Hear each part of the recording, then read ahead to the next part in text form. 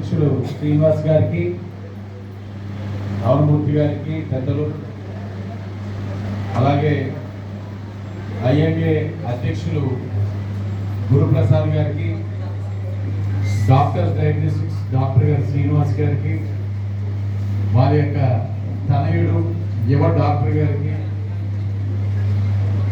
Telugu Desam, BJP, Janasena పెద్దలకు, ఈ సమావేశానికి విచ్చేసిన బ్రాహ్మణ ఆత్మీయ సమావేశానికి విచ్చేసిన పెద్దలకు, మహిళలకు, యువతకు అందరికీ కూడా పేరు పేరున నమస్కారాలు తెలియజేస్తా ఉన్నాను.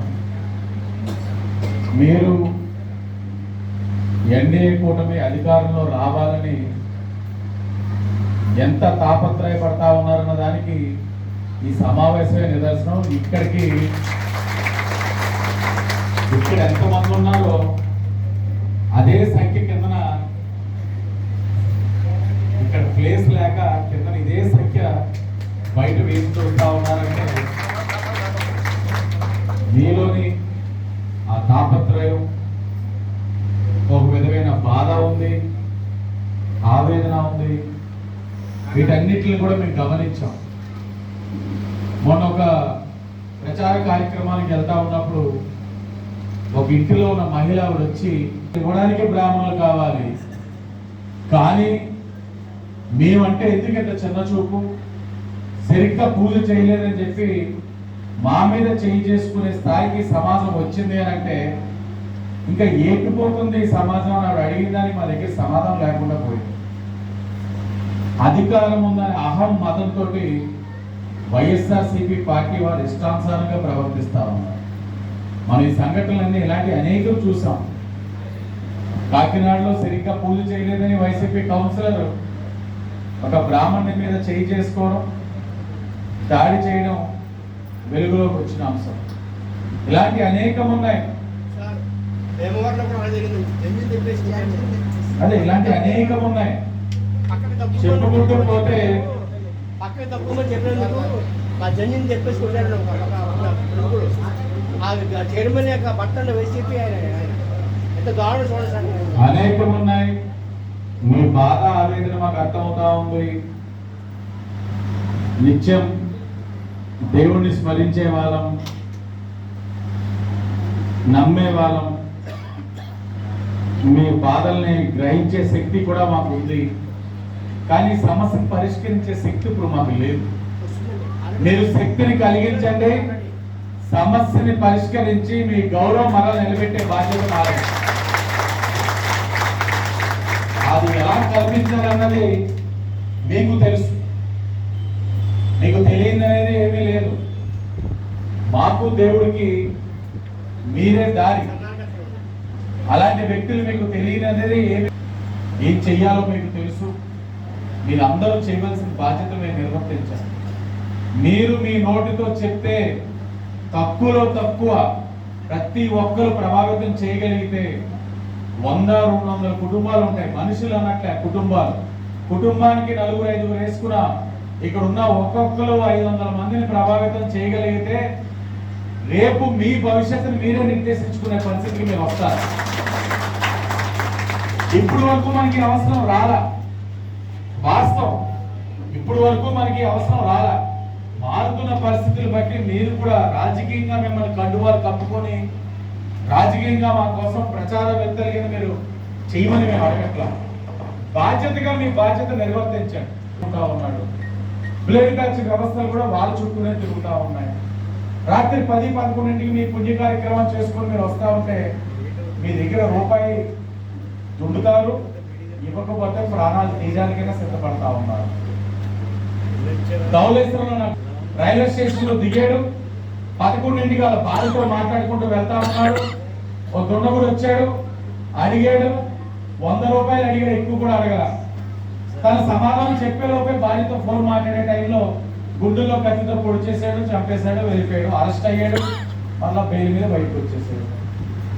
ఇది పరిస్థితులు నెలకొల్పుతున్నాయి మన రాష్ట్రం. దీన్ని మార్చాల్సిన అవసరం ఉంది. మార్చే సంకల్పం మాకుంది, ఆ శక్తి మాకు ఉంది. పుష్కర్ గారు, సరస్వతి గారు, ఇవన్నీ కూడా ఎంత సుందరంగా మనం తీర్చిదిద్దుకున్నాం. అప్పుడు వేసిన టైల్స్ ఈ రోజు కూడా ఎక్కడ నాణ్యత లోపం లేకుండా ఉన్నాయి. నిరుపయోగంగా ఉంచేశారు ఆ ఘాట్లన్నింటినీ కూడా. ప్లేడ్ బ్యాచ్ గంజాయి బ్యాచ్లకి అడ్డా అయిపోయి ఉంది. ఈరోజు పురోహితం చేసుకొని ఎవరైనా సరే పిండ ప్రదర్శన చేసి గోదావరిలో స్నానం చేయాలన్నా ఆ ఘాట్లో కూడా తెగలేని అధ్వానమైన పరిస్థితి. మేము ఉన్నప్పుడు ప్రతి సంవత్సరం డ్రిచ్చింగ్ చేయించేవాళ్ళం, ఘాట్లు పరిశుభ్రంగా ఉంచేవాళ్ళం. కొంతమంది పిండ ప్రదర్శన కోసం ఇబ్బందులు పడతా ఉంటే ర్యాప్ కూడా వేయమని ప్రపోజల్ పెట్టున్నాం. ఇవన్నీ మేము చేస్తే ఆ గోదావరి ఘాటును చూస్తే ఇప్పుడు అసలు మేకలు వేసేసి చెత్తతోటి అసలు ఎవరైనా ఇక్కడికి వచ్చి కార్యక్రమం చేయగలుగుతారని అర్థం కాని పరిస్థితి. వీటన్నిటికీ కూడా పరిష్కారం రావాలి. అందుకే దాన్ని కూడా మేము శ్రద్ధ పెడతా ఉన్నాం. ఆ ఘాటులన్నింటినీ కూడా మళ్ళీ అభివృద్ధి చేసే బాధ్యత తీసుకుంటా ఉన్నాం. పిండ ప్రదర్శనకి వీటన్నిటికీ కూడా గోదావరిలోకి ఒక ర్యాప్ వేసి వాళ్ళందరూ కూడా అక్కడి నుంచే షవర్స్ పెట్టి వాళ్ళు అక్కడ స్నానం చేసే కార్యక్రమం తీసుకుంటాం.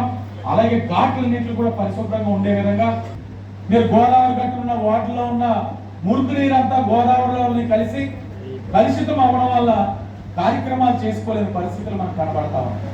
దీన్ని దృష్టిలో పెట్టుకొని గత ప్రభుత్వంలో అమృత్ అనే ఒక పథకం తీసుకొచ్చాం. Under ground drainage system. నగరంలో ప్రధానమైన కూడికలన్నింటిలో కూడా మేజర్ డ్రైన్స్ వర్క్లన్నీ కూడా అయినాయి. మెయిన్ రోడ్ అన్నమాట కోటబొమ్మ నుంచి డీలక్స్ సెంటర్ దాకా central under ground pipe line system పెట్టి ఆ గోదావరి గట్టులో ఉన్న డ్రైనేజ్ వ్యవస్థ అంతా కూడా పైప్ లైన్ అన్నమాట డీలక్స్ సెంటర్కి వెళ్ళి డీలక్స్ సెంటర్ నుంచి ఆవుకెళ్ళి సీవేజ్ ట్రీట్మెంట్ ప్లాంట్ లో ట్రీట్మెంట్ అయిన తర్వాత ధవళేశ్వరంలోని గోదావరిలో వదిలే కార్యక్రమం మేము చేపడితే శాంక్షన్ అయితే ఈ 5 సంవత్సరాలు ఇప్పుడు దాకా కార్యక్రమం చేయలేదు. కాంట్రాక్టర్ ఆ పోల్స్ కూడా టెండర్లో చేసుకొని ఆర్డర్ పెట్టి పక్కన పెట్టినప్పుడు నిర్వహించలేదు. కారణం అర్థం కాని పరిస్థితి. బహుశా వారు కోరుకున్న 25% కమిషన్ వైసీపీ వాళ్ళకి రాలేదేమో, దానికోసమనే పనిని ఆపేసి ఉంటారు. మేము ఆ హామీ కూడా ఇస్తా ఉన్నాం. ఎన్డీఏ కూటమి కానీ మీరు ఆశీర్వదిస్తే కొద్దిపాటి పురంధరేశ్వర గారి బ్రాహ్మణ సమాజం ఉద్దేశించి తమ అమూల్యంగా సందేశం ఇవ్వాల్సిందిగా కోరుకుంటున్నాం. ఎందరో మహానుభావులు అందరికీ వందనం అంటూ వేదిక మీద ఉన్నటువంటి పెద్దలందరికీ, అదేవిధంగా వేదిక ముందున్నటువంటి సోదరులందరికీ ముందుగా నా నమస్కారాలు తెలియజేస్తున్నాను. ఈ సమావేశం ఏర్పాటు చేసి మాకు మీ ముందు నిలబడి మా మనోభావాన్ని పంచుకునేటువంటి అవకాశాన్ని ఇచ్చినటువంటి వారందరికీ పేరు పేరున మా ధన్యవాదాలు మేము తెలియజేసుకుంటున్నాం. భక్తుడికి భగవంతుడికి అనుసంధానకర్తలైనటువంటి వారు, మన సంస్కృతిని పరిరక్షించేటువంటి వారు, మన హైందవ ధార్మిక చింతన ఎంత గొప్పదో మీ మాధ్యమంగా మాలాంటి వారు అర్థం చేసుకుని అవగాహన పెంచుకునేటువంటి అవకాశం. అయం నిజబలం వేది గణాన లఘుచేత సముదార చరిత్ర వసుదైవ. అంత గొప్ప హైందవ తాత్విక చింతన ఏదైతే ఉందో పరిరక్షిస్తూ భావి తరాల వారికి అందించేటువంటి వారు మీరు. అటువంటి మీ ముందు నిలబడి ఇవాళ మాకు మిడిమిడి జ్ఞానం ఉన్నటువంటి సందర్భంలో మీతో మాట్లాడటం అనేది అది నిజంగా ఒక రకంగా చెప్పాలంటే ఒకంత సంకోచం. నిజంగా మేము మాట్లాడాలన్నమాట.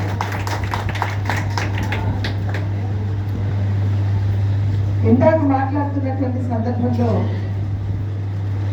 ఆదిరెడ్డి వాసు గారు చాలా ప్రస్ఫుటంగా మనకి తెలియజేశారు. ఈరోజు మన ధర్మంపై జరుగుతున్నటువంటి దాడి ఏదైతే ఉంది, సోదరులు ఇందాక చెప్పారు, సరిగ్గా పూజ చేయలేదని కానీ లేకపోతే మంత్రాలు ఉచ్చారణలో ఏదో తప్పిదం వచ్చిందని ఒక బ్రాహ్మణుడి మీద చేయి చేసుకోవడం కావచ్చు, లేకపోతే బ్రాహ్మణుని లంజం తెంపేయడం కావచ్చు. అంతకంటే పాపం ఇంకోటి ఉంటుందని చెప్పి నేనైతే భావిస్తాను.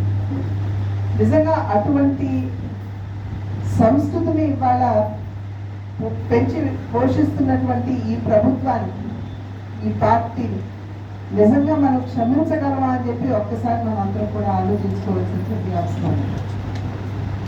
మా తండ్రి గారు నందమూరి తారక రామారావు గారు తిరుమల తిరుపతిని ఒక రకంగా చెప్పాలంటే స్వయం ప్రతిపత్తినివ్వాలి, అద్భుతమైనటువంటి పుణ్యక్షేత్రంగా దాన్ని తీర్చిదిద్దాలి, మలచాలి అనేటువంటి సంకల్పం వారికి. కానీ ఇవాళ తిరుమల తిరుపతి దేవస్థానం యొక్క పరిస్థితి చూసినట్లయితే నిజంగా మన ధర్మం పట్ల ఎటువంటి విశ్వాసం లేనటువంటి వారిని చైర్మన్లుగా నియామకం చేయడం,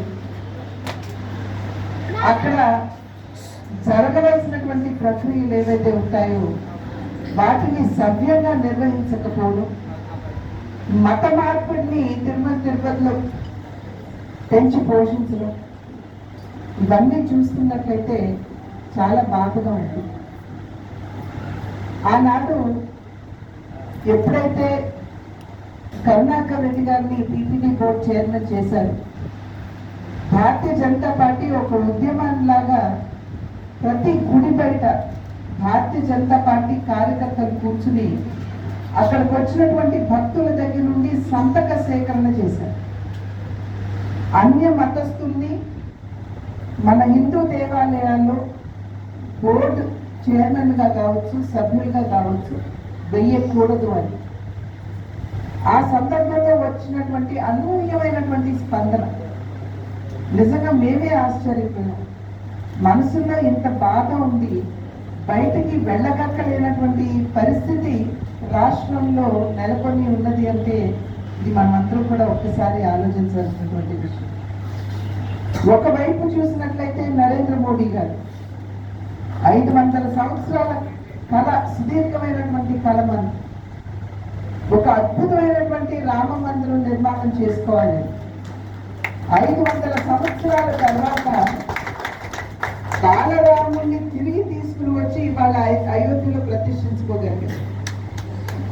కాశీని ఒక అద్భుతమైనటువంటి, అంటే కాశీ క్షేత్రానికి ప్రాశస్త్యత ఉన్నా కూడా అక్కడికి వెళ్ళలేనటువంటి పరిస్థితి, అక్కడ ఉన్నటువంటి ఆ పరిసర ప్రాంతాల్లో ఉన్నటువంటి అపరిశుభ్రత కావచ్చు, వాటన్నిటినీ కూడా సరి చేసుకుంటూ ఇవాళ కాశీ కావచ్చు, ఉజ్జయిన్లో ఉన్నటువంటి మహాకాళేశ్వర్ కావచ్చు, వీటన్నిటినీ అద్భుతంగా తీర్చిదిద్దుతున్నటువంటి సందర్భంలో మన రాష్ట్రంలో మనం చూస్తున్నటువంటి పరిస్థితి ఏంటి అని చెప్పి ఒకసారి మనం ఆలోచించాం.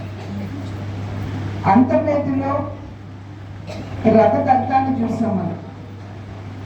అదేవిధంగా అమ్మవారి గుడిలో ఉన్నటువంటి వెండి సింహాల్ని తస్కరించడం మనం అందరం కూడా చూసాం. రామతీర్థంలోని శ్రీరాముల వారి శిరచ్ఛేదం చేయడం చూసాం. ఎందుకంటే ఘోరం ఇంకోటి ఉంటుంది, రాముల వారి శిరచ్ఛేదం. అదేవిధంగా పిఠాపురంలో కూడా గుడిని ధ్వంసం చేయడానికి ముందుకు వచ్చిన వాళ్ళని చూసాం. ఇంకా సోషల్ మీడియాలో మనం మాట్లాడుకోలేనటువంటి వీధిలో గుళ్ళల్లోకి వెళ్ళి, గర్భగుడిలోకి వెళ్ళి కొంతమంది దుండగులు వ్యవహరిస్తున్నటువంటి ఇది చాలా చాలా చాలా బాధాకరం. ఇది క్షమానం అని చెప్పి నేనైతే గట్టిగా విశ్వసిస్తున్నటువంటి విషయం. కనుక ఇవాళ ఖచ్చితంగా మనమందరం ఆలోచించుకోవాల్సినటువంటి పరిస్థితి ఏర్పడింది. ఇంతకుముందు ఏదో అక్కడ ఒక చిన్న చిట్క ఏమైనా సంఘటన జరిగినట్లయితే మాట్లాడుకునే వాళ్ళం, బాధపడే వాళ్ళం, మర్చిపోయేవాళ్ళం. కానీ ఇవాళ పరిస్థితి అటువంటిది కాదు.